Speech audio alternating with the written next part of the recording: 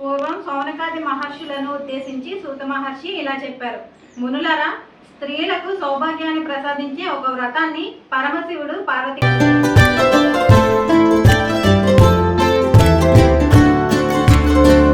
Welcome to my channel. అయితే ఈరోజు మా అబ్బాయి బర్త్డే అనమాట. సో దాని గురించి ఈరోజు బ్లాగ్. మార్నింగ్ అయితే ఇగో రైస్ అండ్ దాల్ పెట్టేశాను. నేనైతే పప్పుని నైట్ నానబెట్టుకుంటానండి. నైట్ పడుకునే ముందు నానబెట్టుకుంటాను. సో మార్నింగ్ అయితే ఇలాగా కుక్ చేసుకుంటాను అనమాట. సో ఈరోజు స్పెషల్ మా ఇంట్లో ఫస్ట్ అయితే పాయసం చేస్తున్నానండి. మదర్స్ అందరికీ కూడా స్పెషల్ డే అంటే ఫస్ట్ గుర్తొచ్చేది పాయసమే కదా. సో అందుకని కొంచెం వెరైటీగా ఈరోజు పాయసం చేయబోతున్నాను. అయితే మాత్రం పులిహార అనేది కామన్ అండి. నేను మా బాబుకి అప్పుడప్పుడు క్యారేజ్లో కడుతూ ఉంటాను. సో అందుకోసమని ఈరోజు అయితే పులిహార అనేది చేయట్లేదు. దానికి బదులుగా కేక్ అయితే మాత్రం ఈరోజు నేనే ప్రిపేర్ చేయబోతున్నాను. ఎలా చేయబోతున్నాను ఏంటి అనేది మిస్ అవ్వకుండా చూసేయండి.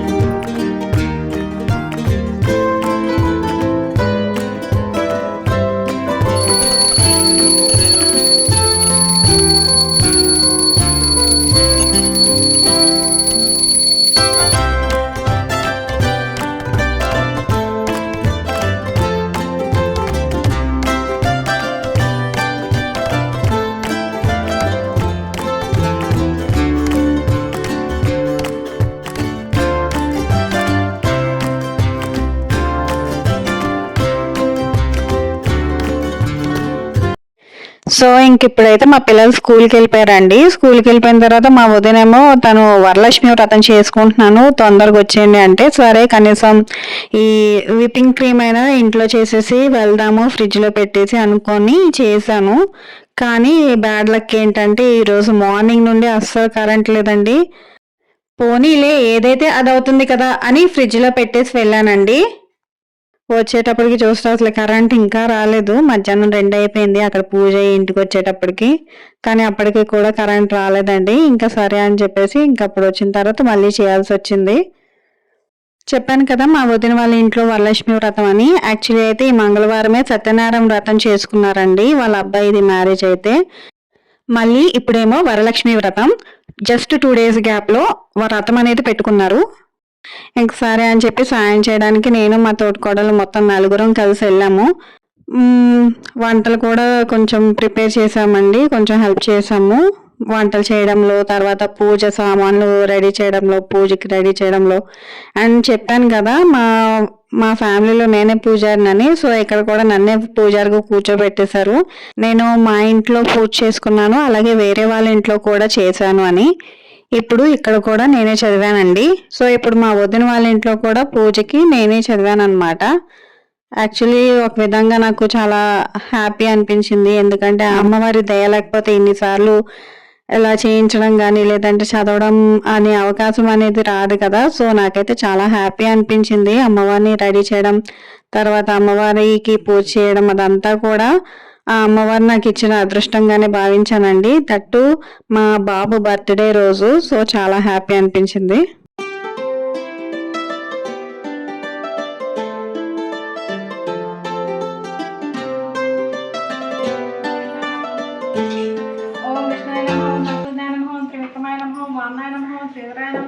శ్రీకేశాయ నమః ఓం పద్మనాభాయ నమః ఓం దామోదరాయ నమః ఓం సంకర్షణాయ నమః ఓం వాసుదేవాయ నమః ఓం ప్రద్యుమ్నాయ నమః ఓం మధుసూదనాయ నమః ఓం పురుషోత్తమాయ నమః ఓం మధుసూదనాయ నమః ఓం నారాయణాయ నమః ఓం అచ్యుతాయ నమః సంపోతం చందనం ప్రతిగృహ్యతాం శ్రీ వరమహాలక్ష్మీదేవి నమః శ్రీగంధం ధారయామి పూరితం గృహానదుర్గే నైవేద్యం మహిషాసురమర్దిని ఓం శ్రీ వరమహాలక్ష్మీదేవి నమః నైవేద్యం సమర్పయామి సత్యం త్వర్తేన పరిశించామి అమృతమస్తు అమృతపస్తనమసి ఇప్పుడు చూపించండి ఓం ప్రాణాయ నమః ఓం అపానం నమః ఓం వ్యానం నమః ఓం ఉదానం నమః ఓం సమానం నమః మధ్య మధ్య పానీయం సమర్పయామి సమర్పయామి అమృతమస్తు అమృతపస్తనమసి ఉత్తరాపోసానం సమర్పయామి హస్తో ప్రక్షాళనం సమర్పయామి పాదౌ ప్రక్షాళనం సమర్పయామి దండం పెట్టుకోండి శుద్ధాచమనీయం సమర్పయామి తాంబూలం सम्राजं च विराजं च श्री याचनो गृहे लक्ष्मीरासस्य यामुखे तयामासं सृजमति कर्पूरदीप तेजस्वम् अज्ञानातिग्रापः देवी प्रीतिकरं चैव मम सौख्यं विवर्धया सन्तत श्रीरस्तु समस्तमङ्गलानि भवन्तु नित्यश्रीरस्तु नित्यमङ्गलानि भवन्तु ॐ श्री वरमहालक्ष्मीदेवी नमः कर्पूरनीराजनं समर्पयामि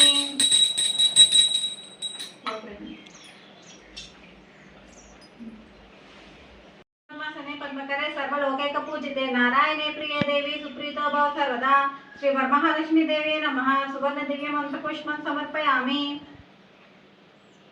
नमः प्रथम ग्रंथिं पूजयामि ओम रमायै नमः द्वितीय ग्रंथिं पूजयामि ओम लोकमात्रे नमः तृतीय ग्रंथिं पूजयामि ओम विश्वजनन्ये नमः चतुर्थी ग्रंथिं पूजयामि ओम महालक्ष्मी नमः पंचम ग्रंथिं पूजयामि ओम क्षीराब्धि तनयायै नमः षष्ठम ग्रंथिं पूजयामि ओम विश्वसाक्षी పూర్వం సౌనకాది మహర్షులను ఉద్దేశించి సూత మహర్షి ఇలా చెప్పారు.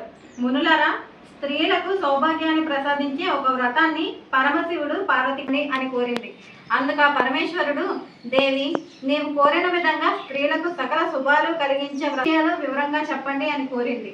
కాత్యాయని, పూర్వకాలంలో మగధ దేశంలో పుట్టినం అనే పట్టణం ఒకటి ఉంది. ఆ పురంలో చారుమతి అనే ఒక స్త్రీ ఉండేది. ఆమె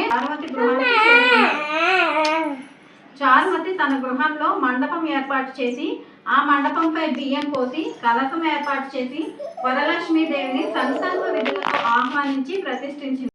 అందరూ సర్వాభరణ భూషితులయ్యారు. వారు చేసిన వరలక్ష్మి వ్రతం ఫలితంగా చారుమతి గృహంతో పాటు ఆ పట్టణంలో ఇతర స్త్రీల ఇల్లు కూడా ధన కనక వస్తు వాహనాలతో నిండిపోయాయి. వారి వారి ఇళ్ల నుండి గజతరగద వాహనాలతో వచ్చి ఇళ్లకు తీసుకువెళ్లారు. వారంతా మార్గ మధ్యంలో సముద్ర కుంజరయానకు సకల అదే మంగళం.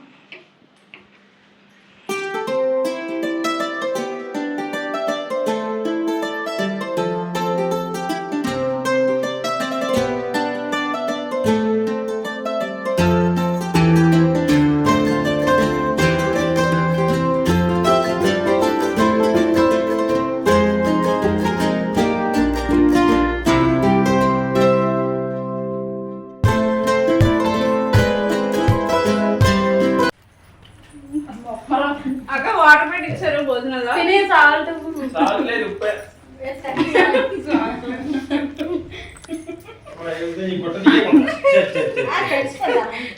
ఉప్పు కదా.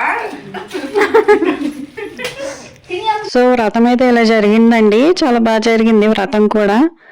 అండ్ మా అందరికి కూడా తాంబూలాలు ఇచ్చారు. అండ్ భోజనాలు కూడా మధ్యాహ్నం అక్కడే చేసామన్నమాట. మధ్యాహ్నం అక్కడ నుండి వచ్చేటప్పటికి 2 o'clock దాటిపోయిందండి. సో ఇంక అప్పుడు వచ్చి కేక్ అనేది ప్రిపేర్ చేసుకున్నాను. 2 దాటిపోయింది. 3కి అలాగా స్టార్ట్ చేశాను. సో తర్వాత గ్లేజ్ అనేది రెడీ చేసుకున్నాను. అండ్ ఫౌండెంట్ రెడీ చేశాను అనమాట. ఆ ఫౌండెంట్తో ఫ్లవర్ డిజైన్ చేసుకున్నాను. నియర్లీ ఒక 4:30 ఆ టైంలో మా ఫాదర్ అండ్ మదర్ కూడా వచ్చేసారండి. బర్త్డే కదా, సో దాని గురించి వచ్చారనమాట. నెక్స్ట్ అయితే పిల్లల్ని మా అమ్మ నాన్నకి అప్పచెప్పేసి నేనైతే కేక్ చేయడంలో చాలా బిజీ అయిపోయాను. ఒక 6 ఆ టైంలోనే ఇంకా ఈ కేక్ అనేది ప్రిపేర్ చేసుకున్నాను. 6 వరకు పిల్లల్ని చదివించుకోవడం, వాళ్ళకి స్నాక్స్ అవన్నీ ఇవ్వడం అవన్నీ చేశాను. నెక్స్ట్ అయితే ఇలాగ కేక్ అయితే ప్రిపేర్ చేసుకున్నానండి. మార్నింగే ఆల్రెడీ విప్పింగ్ క్రీమ్ అనేది రెడీ చేసి పెట్టుకున్నాను కదా, కాకపోతే కరెంట్ లేకపోవడం వల్ల అది గట్టిగా అవ్వలేదు కరెక్ట్గా. సో కొంచెం ప్రాబ్లం అయితే అయ్యింది, బట్ పర్వాలేదండి, బాగానే అయ్యింది అనమాట. ఈ కేక్ ఫుల్ రెసిపీ కూడా పెడతానండి, అది కూడా చూడండి. అలాగే ఈ విప్పింగ్ క్రీమ్ ఎలాగా తయారు చేసుకున్నాను, అలాగే ఈ ఫాండెంట్ అనేది ఎలా తయారు చేశాను, ఇవన్నీ కూడా నేను వీడియో పెడతానండి, అది కూడా మిస్ అవ్వకుండా చూడండి. నేను కేక్ కావాల్సిన ప్రతి ఐటమ్ అంటే విప్పింగ్ పౌడర్, ఈ స్పాచులాస్, కప్స్ ఇవన్నీ కూడా మీషోలో నుండి తీసుకున్నానండి. మీలో ఎవరికైనా కావాలి అంటే చెప్పండి, నేను కింద కామెంట్లో కానీ లేదా డిస్క్రిప్షన్లో కానీ ప్రొవైడ్ చేస్తాను. అండ్ ఇప్పుడైతే నేను ఇందాక గ్లేజ్ చేసుకున్నాను కదా, సో ఆ గ్లేజ్తోనే ఇలాగ హ్యాపీ బర్త్డే అనేసి రాస్తున్నాను. సో దీని తర్వాత అయితే కొంచెం కేక్ని డెకరేట్ చేస్తే బాగుంటుంది కదా అని అనిపించింది అనమాట. చుట్టూ కొంచెం డెకరేషన్ అనేది చేశాను. తర్వాత విప్పింగ్ క్రీమ్ అనేది ఇంకా ఉంది కదా, సో ఆ విప్పింగ్ క్రీమ్తో కూడా నోజల్స్ అనేవి ఇచ్చారండి. ఆ నోజల్స్ యూస్ చేసుకొని కొంచెం ఫ్లవర్ డెకరేటింగ్ లాగా చేశాను అనమాట చుట్టూ. నెక్స్ట్ అయితే ఫాండెంట్తో ఆల్రెడీ రోజ్ ఫ్లవర్స్ అనేది చేసుకున్నాను కదా, ఆ రోజ్ ఫ్లవర్స్ కూడా పెట్టాను. సో మొత్తానికి అయితే కేక్ అయితే చాలా బాగా వచ్చిందండి. నిజంగా అనుకోలేదు ఇంత బాగా వస్తుందని. నాకైతే చాలా కొత్తగా అలాగే చాలా హ్యాపీగా అనిపించింది. ఇంతలా డెకరేట్ చేసి చేయడం ఇదే ఫస్ట్ టైం. రావడం అయితే చాలా బాగా వచ్చింది. మా బాబుకి అయితే చాలా నచ్చిందంట. చేసి కట్ చేసిన ఒక 5 minutesలోనే మొత్తం కేక్ అంతా ఖాళీ అయిపోయిందండి, కంప్లీట్. అసలు చిన్న ముక్క కూడా మిగలలేదు, అంత బాగా వచ్చింది.